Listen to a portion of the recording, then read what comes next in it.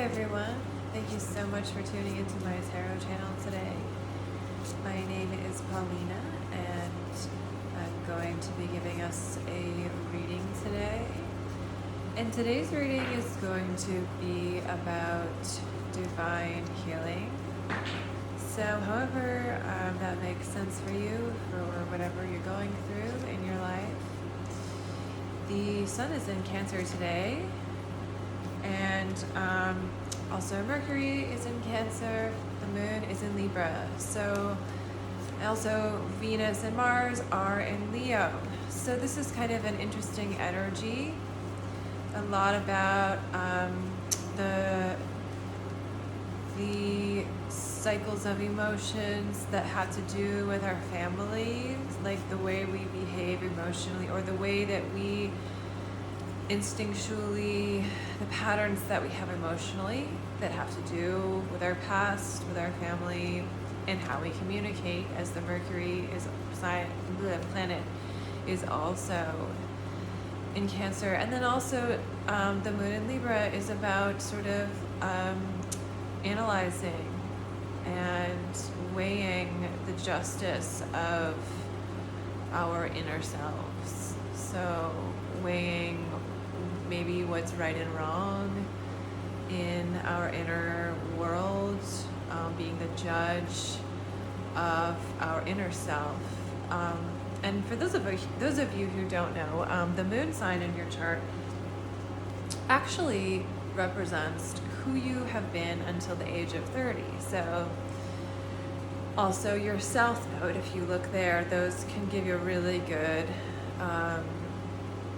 idea of the personality before the age of 30. So when the moon is in Libra, it's almost like we're looking to our young self and looking within to question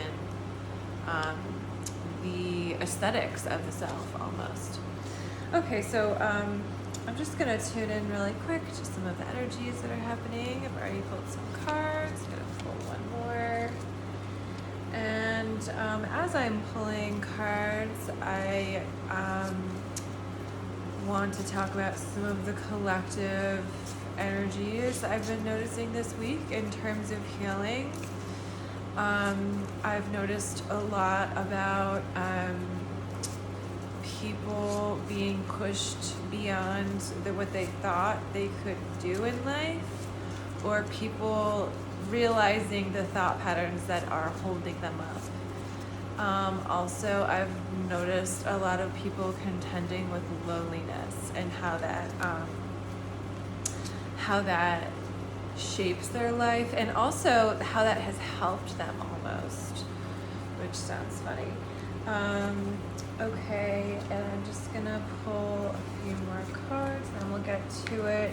The last thing I'll say is that the next Wiccan or pagan event is the first harvest on August 1st. So you might want to consider that if you are into that kind of ritual stuff. Yeah, so let's get started.